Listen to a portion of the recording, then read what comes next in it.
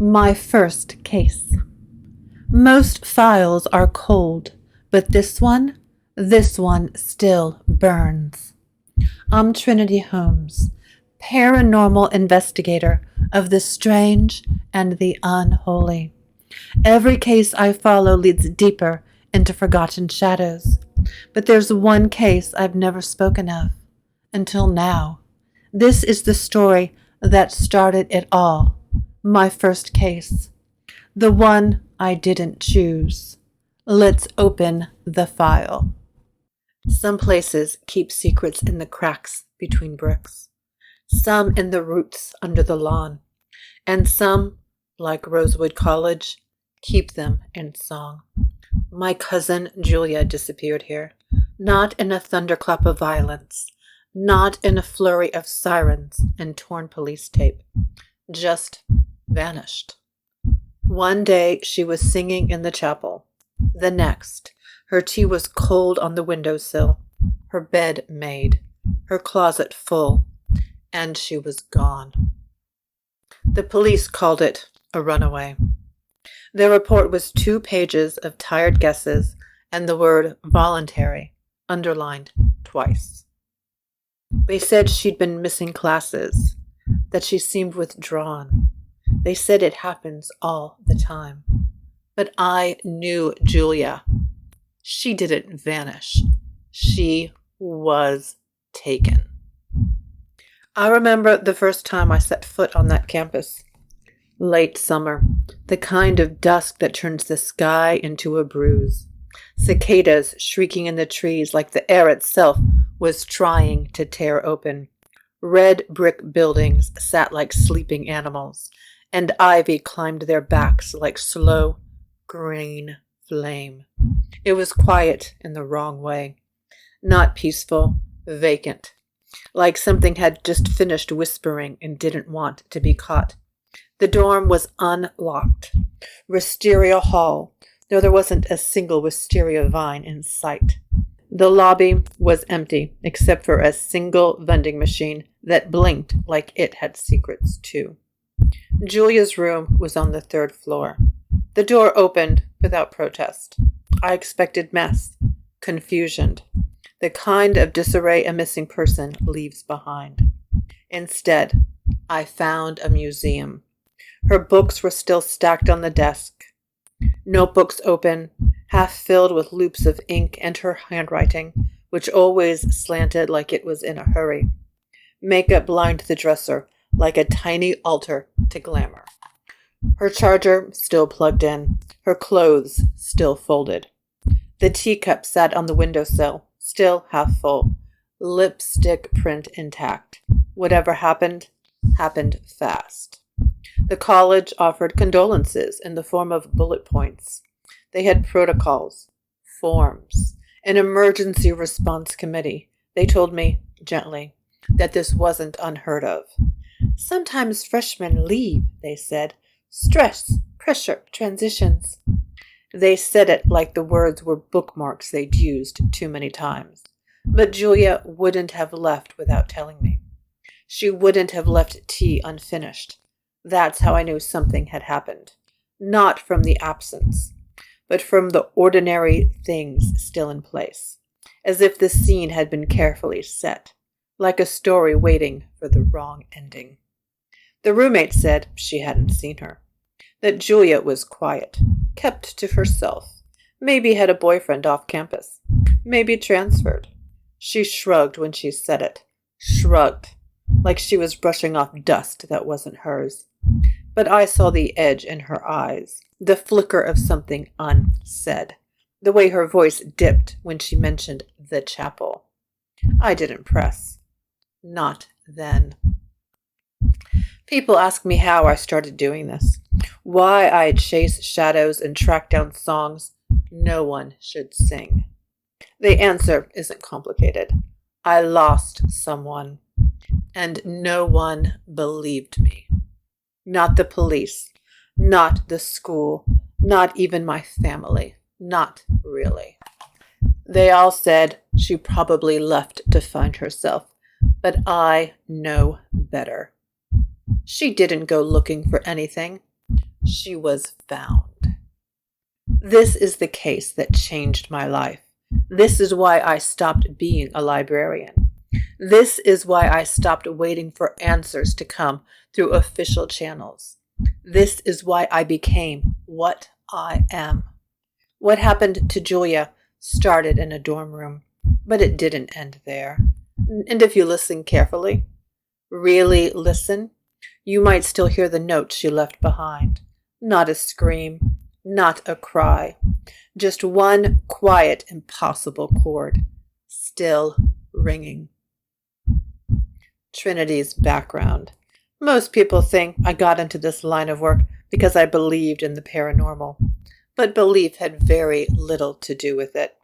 I started with a disappearance, but the truth is my family has always been haunted. Not by ghosts, at least not the kind that rattle chains or whisper in attics. Ours is a quieter haunting, a lineage of unfinished stories. My great-grandfather, Mr.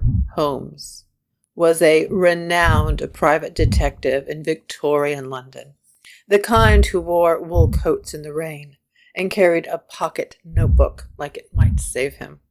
He was real, not a character from a novel, though he often sounded like one. He investigated for missing daughters, wayward husbands, stolen fortunes, the usual cases.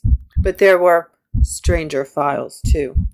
A client who claimed her mirror was stealing her reflection. A baker convinced his flour sacks were cursed. A child who spoke in voices not her own after wandering into the wrong alley. Family legend says he solved them all, or at least listened better than most.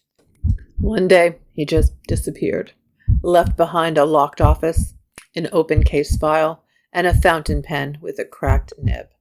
My grandmother kept that pen in a velvet box. She told me stories about him in murmurs, as though his name still drew attention from things that shouldn't be named. To me, he was a curiosity, not a calling. I didn't follow in his footsteps. I followed the books. I became a librarian, not by accident, not by obligation, by relief. Books made sense when people didn't. They asked nothing of me but patience, and they offered everything in return. I loved the quiet hum of a reading room, the orderly rhythm of the Dewey Decimal System, the way databases unfolded like clockwork. I specialized in digital archives, spent most of my time in a screen-lit hush, retrieving records other people had forgotten. I wasn't good at parties. I forgot how to make small talk somewhere around age 12. But if you needed to find the original copyright holder on an obscure 19th century pamphlet, I was your girl. People assumed I was shy. I wasn't. I just liked the company of questions better than answers. And then there was Julia. She was my cousin, technically, but in practice, she was my person. When I hesitated, she charged. When I observed, she sang. Julia collected experiences like souvenirs, spontaneous road trips, midnight concerts, tarot readings from strangers. She once convinced me to crash a poetry slam in a haunted laundromat. I didn't even know those existed. She called me the moth in the family of fireflies. I called her reckless. We both meant things with love. We grew up close, not just in age, but in rhythm. Our families did Sunday dinners together, beach vacations, awkward reunions in church basements. But Julia was the only one who made me feel normal without asking me to be different. She never mocked my quiet. She filled it. If I was the keeper of lost things, she was the one who made sure I didn't stay lost myself. So when I heard she was missing, I didn't believe it. Not in the way people mean when they say, I can't believe it. I mean, I literally could not imagine her just vanishing. The police said maybe she had a breakdown. that pressure gets to students, that sometimes people need to run. But Julia didn't run. She showed up for birthdays, for protests, for abandoned cats, for me. She once drove 6 hours to hand deliver a sweater I'd left behind after Thanksgiving. She said, "You don't leave a librarian exposed to fluorescent lighting without rule.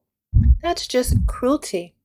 She would not have left without saying goodbye. The moment I walked into her dorm, I knew.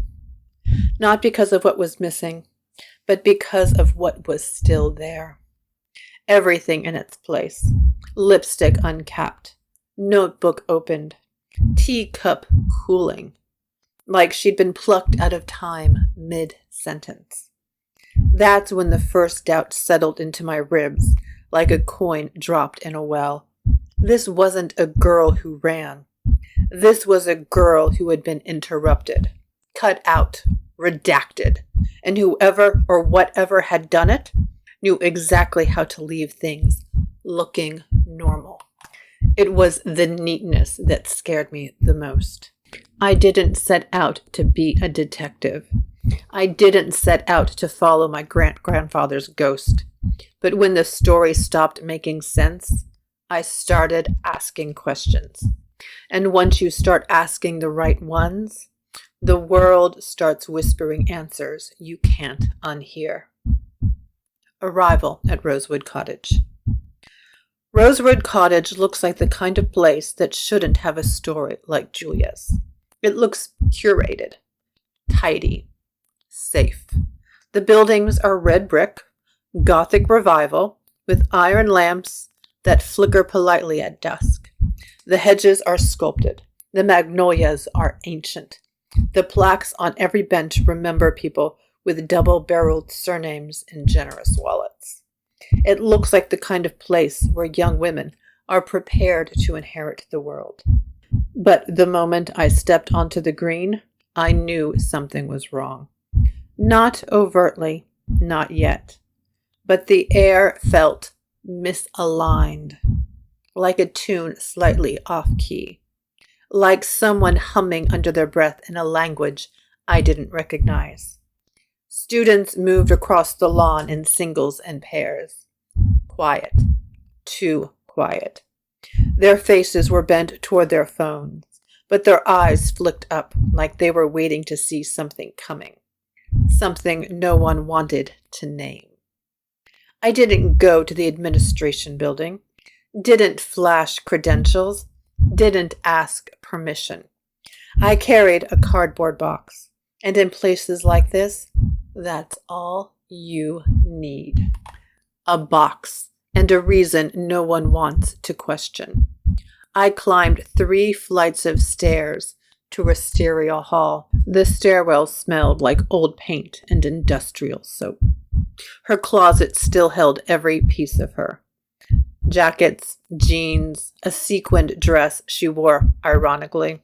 Shoes in a row, toes forward. Nothing packed, nothing missing. Just a room with its story cut off mid-sentence. I sat down at the edge of her bed, the cardboard box untouched in my lap. I looked around and waited for the grief to catch up to me. But what I felt instead was suspicion. It was all too neat, too curated. I've been in the rooms of the missing before. They usually echo. This one didn't. It felt occupied, not haunted. The knock came just as I was standing to check the bathroom. A girl stood in the doorway. Tall, pale, fidgeting. One of those faces that always looks like it's about to apologize. "You're her cousin, right?" "Yes." Dana. I was her roommate." I invited her in. She didn't cross the threshold. Just looked awkwardly against the frame, like the room might bite. She looked around like she hadn't been inside before, or maybe like she wished she hadn't. "She was nice," she offered. "Quiet, kept to herself." I waited. She didn't have people over, like ever. No friends? A shrug. I thought she had some off campus or maybe a boyfriend. She didn't, I said, flat. Oh, Pause. well, she was probably just really focused. I nodded slowly. Did she ever talk in her sleep? Dana blinked. Yeah, how did you know? She used to do it as a kid. It was weird, though. Dana lowered her voice. Not mumbling, like she was whispering to someone. And sometimes I don't think it was English. Did you ask her about it? Once. Dana's voice tightened. She got this look, said she didn't remember. But after that, she started sleeping with headphones in. A long silence. She was always alone, Dana said again, even when she wasn't. After she left, I stood in the corner of the room and tried to see what wasn't there. Not Julia, not answers. But there was something, a shape in the silence, not quite malevolent, not quite benign. Like the room had been used, not by Julia, but whatever came after. I didn't find anything obvious that day. No clues. No blood. No break-in. Just a teacup. A note on the mirror that said, "You've survived worse," and a folder on the desk labeled Cecilia. I wouldn't open it until later. But even then, I knew she hadn't left this place. Not willingly. Not alone. Uncovering the first threads. The library was small. Too small for a campus this old. It sat squat behind the chapel, wrapped in creeping ivy and a hush of expectation. The inside smelled like paper and lemon floor cleaner, with a trace of something older beneath, mildew maybe, or chalk dust from books that hadn't been opened in decades. There was no fluorescent lights, just green-shaded desk lamps and long shadows between the stacks. It felt like a place that didn't mind being forgotten. I started with the basics, the checkout logs. Libraries, after all, are memory. Even when people forget, the books remember. I logged into the staff terminal with an old trick I'd used 100 times before. Pose as a visiting researcher, request special access, and speak with enough authority that no one asks which department sent you. The student librarian barely looked up. She handed me a guest password and went back to highlighting a textbook with surgical precision. Julia's name was still in the system. 5 books checked out in the last 3 weeks. 3 were typical: an anthology of modern poetry, a book on the history of American protest songs, a novel by a feminist author I recognized from my own undergrad years, but the other 2. Liturgical Echoes and Hidden Orders, a choral anthology, The Voice Behind Silence, ritual music of the unnamed saints. No call numbers, no Dewey tags, no barcodes, no digital copies in the system, no physical locations listed in the catalog. I flagged both for inquiry. The screen blinked. Item not found. Please consult special collections. When I asked the librarian at the front desk about them, she frowned. Those don't sound like anything in our archives. Could they be misfiled? I asked. She hesitated. Maybe, but we just did a full audit of special collections this summer. Do students have access? Only with written permission. Did my cousin have permission? She checked. Nope, not on record. She turned the monitor toward me so I could see. Empty fields. No notes. no access log.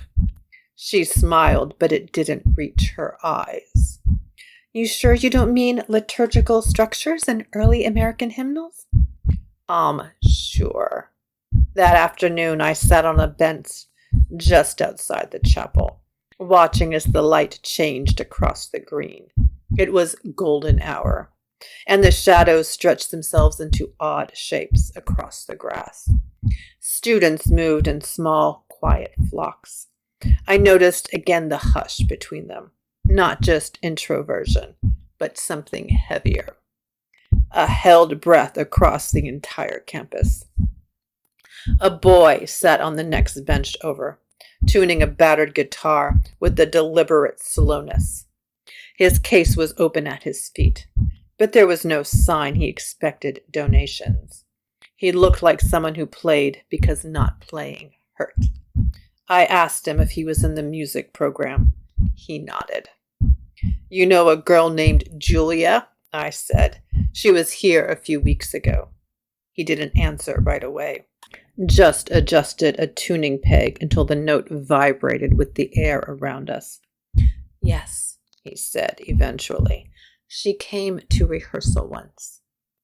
For the choir. He smiled, not with joy. The smile was small and bitter. There's no choir anymore, he said. Not officially. What does that mean? He glanced toward the chapel. There's a group. They rehearse late, after curfew. No faculty, just them. Julia was one of them. He plucked a note, let it fade. She watched, didn't sing, just stood in the back, like she was trying to memorize something. Did it sound like normal music? No. Pause. It sounded like it didn't need an audience. After he left, I walked the perimeter of the chapel. It was older than the other buildings, stone instead of brick. The windows thin and warped from age. Behind it, a small maintenance path led to a side door I suspected few people used. Above it, a carved inscription read, Cecilia, let no voice be wasted. Saint Cecilia, patron of musicians, martyr of silence. I made a note to come back later. That evening, I returned to the library. I asked to see the yearbooks, the real ones, not the scanned PDFs with missing pages and blurred signatures. The librarian sighed, but unlocked the cabinet. The older books were bound in leather, gold lettering, years too faded to read at a glance. I pulled one at random. 1952. Inside, group photos posed with painful stiffness. Sports teams, literary societies, a baking club sponsored by the Home Economics Department. And then a photo on thick matte paper. 10 young women standing beneath a magnolia tree, dressed in white. The caption read, Cecilia's Circle, Spring Recital. They wore matching dresses and identical expressions, smiling, but without joy. Stage smiles. Fixed, and in the center of the back row, a girl who looked exactly like Julia. Not a resemblance, not a family echo. The same tilt of her chin, the same sly corner smile she used when she was hiding something funny. Even the same freckle, just above her right eyebrow. I checked the date again, 1952. Julia was born in 1997. I scanned the photo onto my phone and closed the yearbook with trembling hands. It felt like finding her shadow in someone else's century. That night, I couldn't sleep.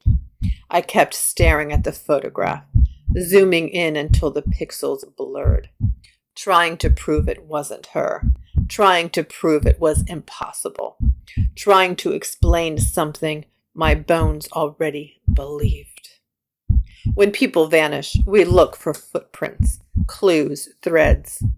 But some threads don't lead forward. They spool backward through forgotten songs, lost names, old choirs that no longer sing. And if you follow them far enough, you start to wonder if maybe the missing didn't disappear at all. Maybe they were chosen. Maybe they were sung away. The choir and the chapel. I waited until just past midnight. The campus fell quiet in stages. First, the conversations died. Then the lights in the windows. Then the footsteps, fewer and further between, until the world itself felt on tiptoe. Rosewood Chapel sat at the heart of the college, like a heart that had stopped beating years ago. It didn't look dangerous. It looked polite. Stone-faced, symmetrical, as though built to house silence more than sound. I walked the long way around, past the music buildings, past the west side of the green, through the maintenance lot, and along the tree line. I didn't want to be seen. Something about this night asked for secrecy. I carried no flashlight. I wanted my eyes to adjust. And they did, though I can't say what they adjusted to. The chapel door was unlocked. Not forced, not propped, just open, like it expected me. Inside, the air was still and close, like it had been folded in on itself too many times. The scent hit me first, burning wax and roses. Sweet, heavy, almost rotten. The kind of smell that belongs to altars and funerals alike. No overhead lights, just candles, dozens of them, set into high iron sconces. They lit the nave in gold and shadow, casting long lines down the polished aisle. Every flame flickered the same way, as though moved by breath I couldn't hear. They were already singing when I entered, but I didn't recognize the song. No melody, no harmony, just a steady, droning cadence, a chant made of syllables that didn't belong to any language I knew. Not Latin, not Greek, not phonetic. It sounded empty, like something pretending to be music, like a shape where music used to be. At first, I thought the girls were humming, but the closer I crept, the more I realized they were holding syllables in place, like a sustained exhale. Every note throbbed in my bones, not loud, but invasive, as if it wanted to unmake the silence inside me. There were 9 girls standing at the front. Each wore white, not matching uniforms, just white. Some in dresses, some in skirts, one in a turtleneck. It didn't look ceremonial, and yet it was. They stood in a semicircle, eyes closed, mouths barely moving. Their hands were clasped at their waists, like they were waiting to be called on by something not in the room yet. None of them looked at each other. None of them looked at the pews, and none of them looked at the back of the chapel, which is where the shadow stood. At first, I thought it was a trick of the candlelight, a blur, a distortion. But the longer I stared, the clearer it became. Something tall, indistinct, like smoke caught in the shape of a man. It didn't move, but it directed. Its presence was wrong. Not hostile, but wrong. A gap in the world where something unfinished had taken root. I watched as one of the girls, barefoot, hair loose over her shoulders, opened her mouth wider than the others, and let out a single syllable that bent the air around her. It didn't sound sung. It sounded dragged, And then, from within the drone, I heard Julia's voice. Not a memory, not an echo. Her voice, live, present, singing. I froze. She had a very particular cadence, just a half beat behind, always sinking late, because she liked the moment before harmony locked in. It made her sound like she was teasing the melody. It was her. I would have sworn it in court. I scanned the line again, looked at each girl. Julia wasn't there, but her voice was. I moved forward, down the far right aisle, careful to stay in the shadows. My palms were sweating, my breathing shallow. The voice rose again, louder, almost calling. I reached the pew closest to the choir and ducked behind it. From here, I could see their sheet music, if you could call it that. The pages were thick, yellowed, torn at the corners. But instead of notes or lyrics, each sheet was covered in syllables. Not letters, not musical staff, just shapes. Some like feathers, some like claws. One looked like an eye that had been drawn, then scratched out. Another looked like a doorway with no threshold. And then I saw it. The symbol from Julia's notebook. A jagged loop, like an infinity sign tilted wrong.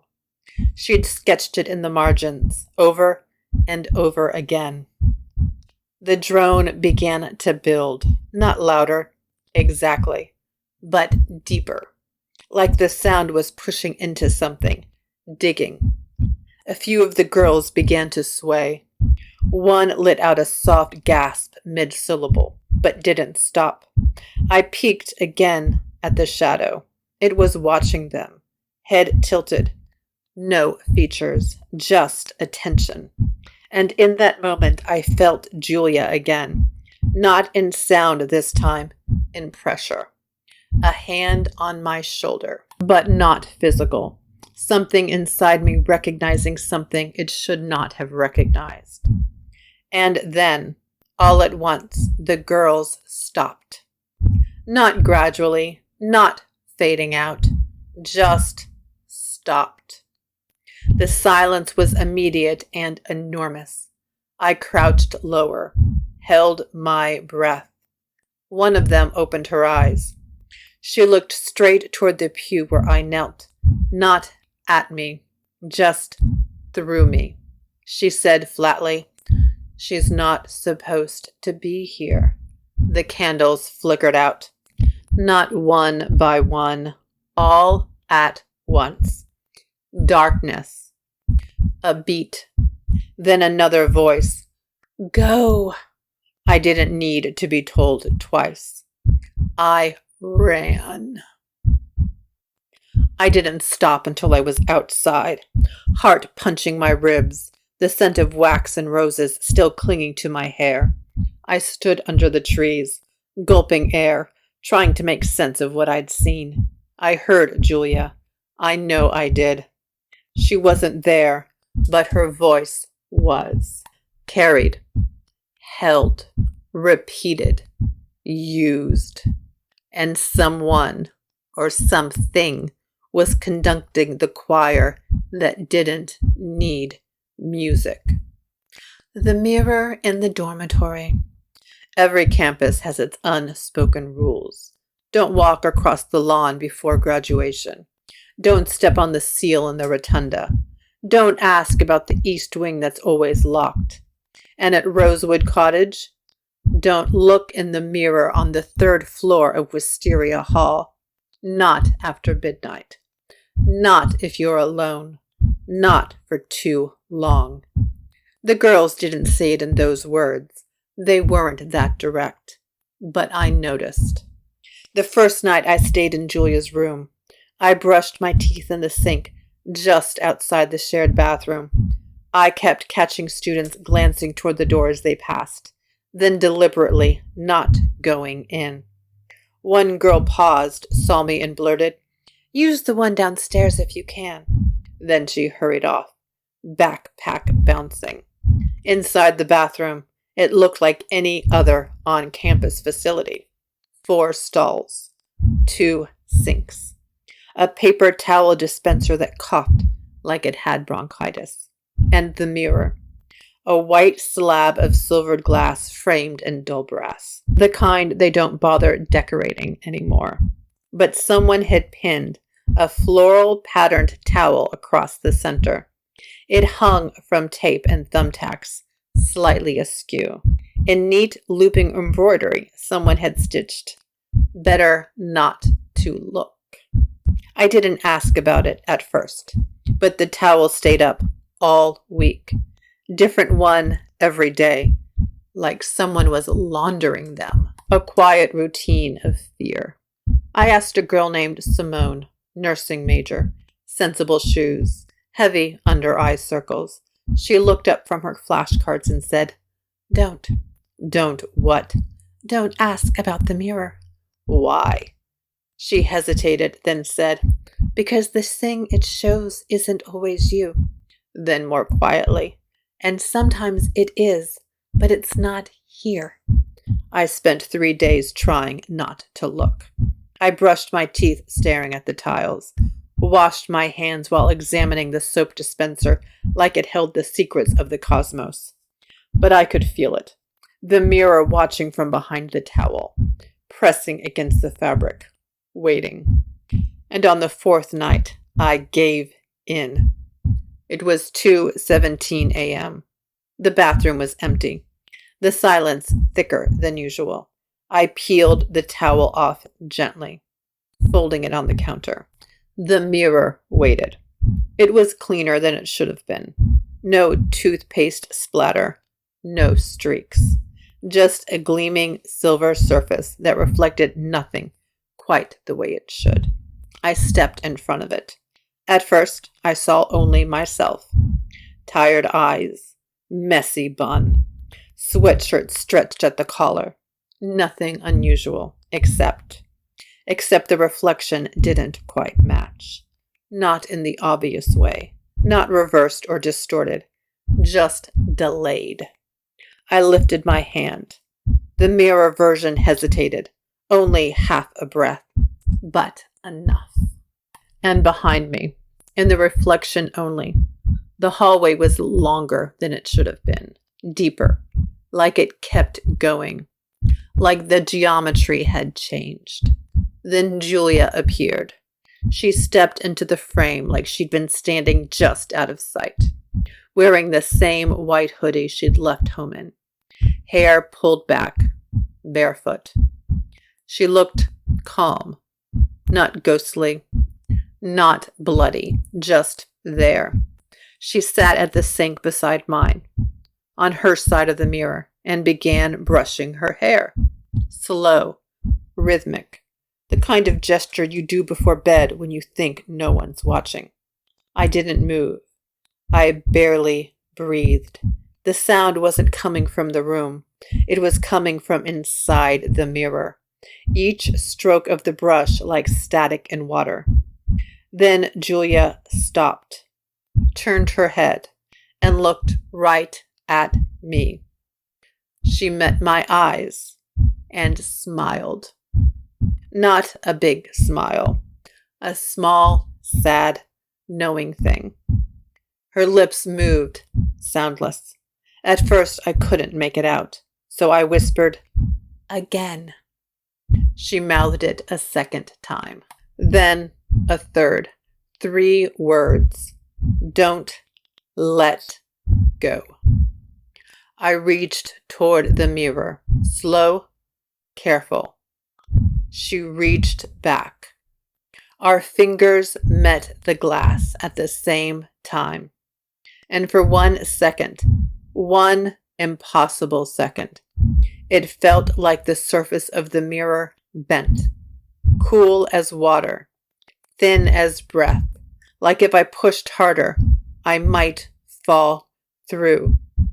Her hand pressed against mine, and then the image shivered, Julia's reflection jerked just slightly, like something had pulled her back. Her expression changed. The smile fell. Her eyes went wide with fear. She opened her mouth again, but this time she screamed. No sound, just mouth. Wider. Too wide. The hallway behind her pulsed. The lights flickered. Something moved through the reflection, too fast to see clearly, too big to be real. I felt cold on the back of my neck. Not imagined, not metaphor. Cold. Breath. I stepped back. So did she. And then she was gone. The mirror only showed me again, but now the delay was worse. I waved my hand. The reflection followed, sluggish, like it was dragging a weight. Behind me, the hallway and the glass still looked too long. I picked up the towel, covered the mirror again. This time I used 2 strips of duct tape, and I whispered, "I saw her," just to hear it out loud. I don't know what kind of mirror shows you the truth, but I know what kind shows you what's been taken. That wasn't memory. It wasn't grief.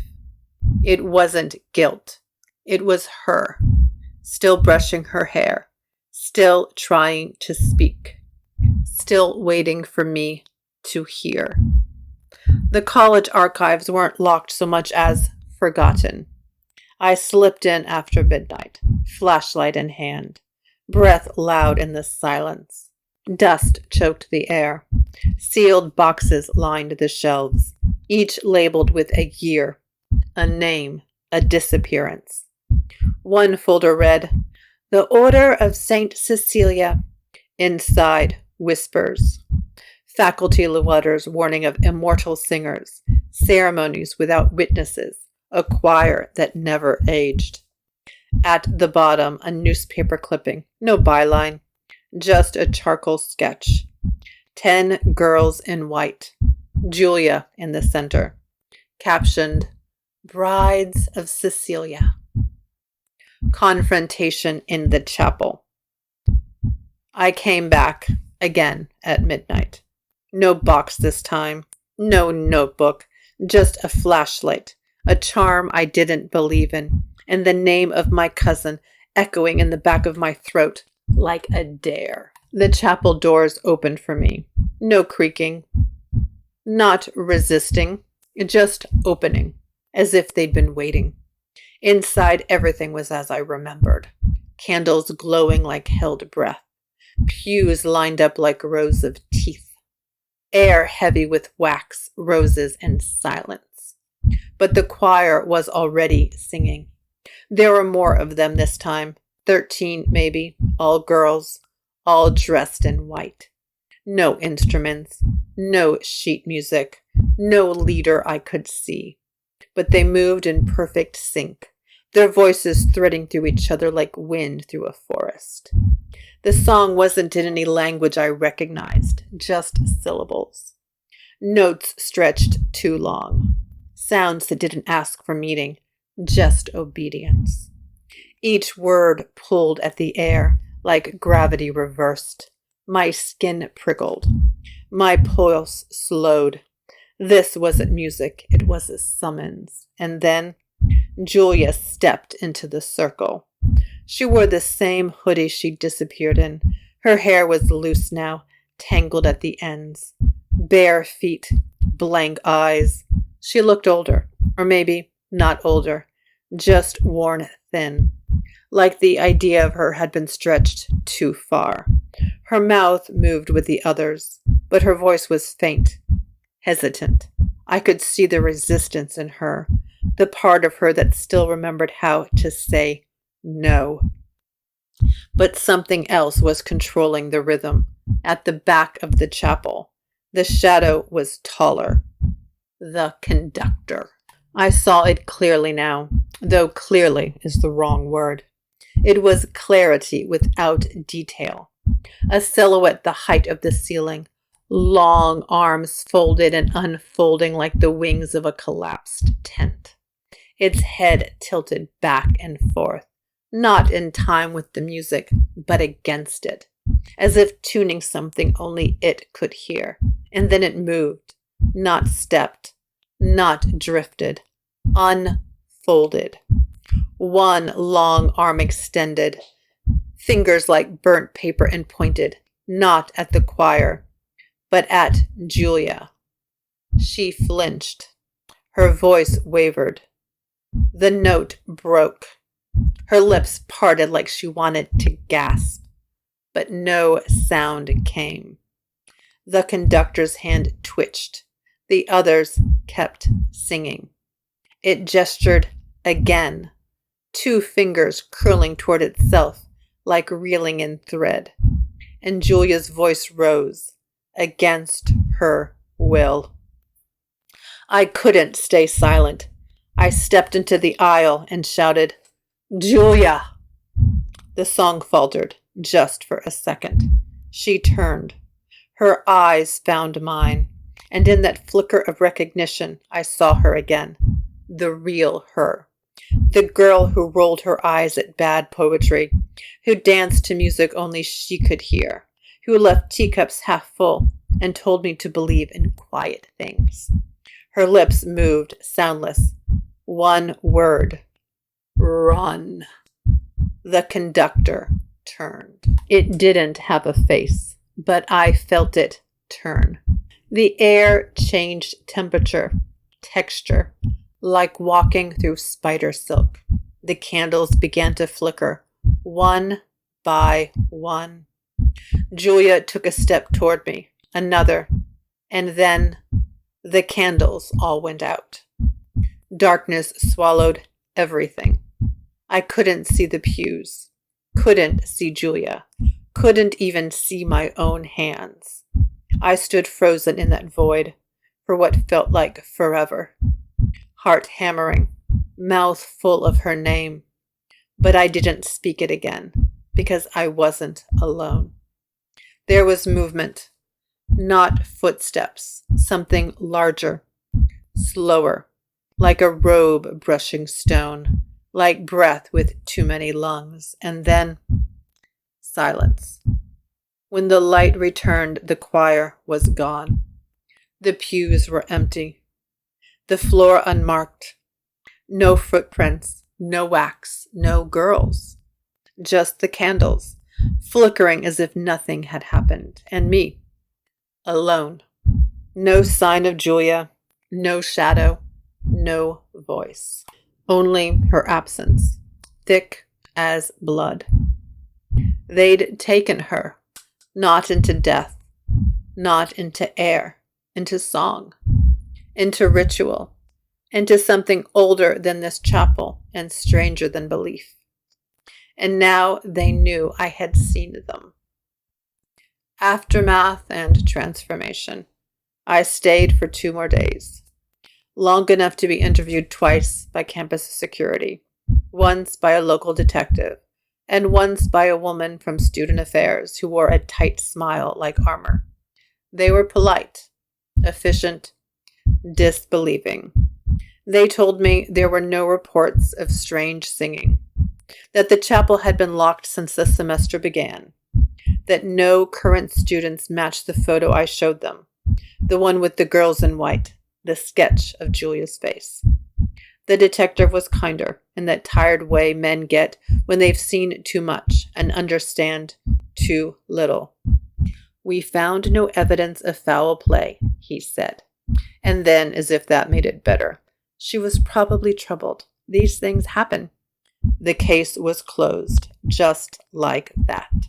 A box of reports, a missing girl, and nothing the system could hold on to. The college called it a tragedy. They issued a short statement. Counseling services were made available. A candlelight vigil was held on the quad, though no one quite remembered organizing it. The chapel was locked for ongoing renovations. The mirror in Wisteria Hall was removed. A maintenance worker told me it had cracked clean through, without warning, like it was trying to split open. No one ever asked for Julia's things, so I took them. I kept the photograph, the charcoal sketch of the so-called Brides of Cecilia. I scanned it, enlarged it, traced Julia's face with my finger until the paper began to wear thin. I kept the sheet music, the one written in symbols that don't belong to any musical system I've ever studied. I've shown it to experts. Each one said the same thing. This isn't notation. This is something else. I kept the teacup. It still smelled faintly of her perfume. Or maybe that's memory, doing what memory does, sweetening what it can't return. I left the campus with a backpack full of fragments and a heart full of rot. I didn't feel like I'd solved anything. There was no justice, no revelation, just a door I couldn't close and a song I couldn't forget.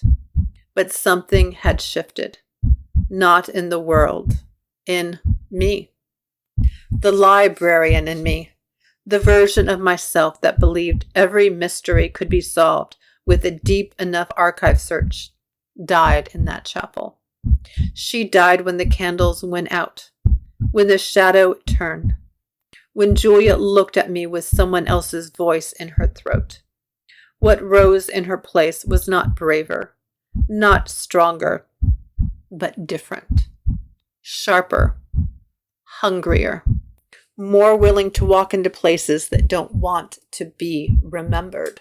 Now I keep case files, not for the police, not for publication, for myself, for those like Julia, girls who disappear into gaps no one believes in, choirs no one hears, mirrors that return the wrong reflection.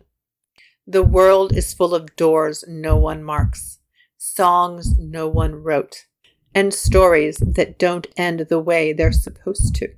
I find them, and I remember, because remembering is resistance, because forgetting is how these things survive.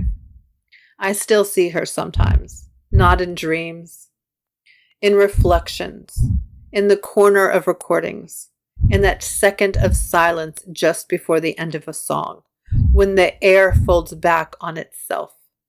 Sometimes I think she's trying to get back. Sometimes I think she's holding the door for me, but I don't follow. Not yet. That was the day the librarian died. That was the day Trinity Holmes began. My first case. Most files are cold, but this one still burns. I'm Trinity Holmes, Paranormal Investigator of the strange and the unholy. Every case I follow leads deeper into forgotten shadows, but there's one case I've never spoken of, until now. This is the story that started it all, my first case, the one I didn't choose. Let's open the file.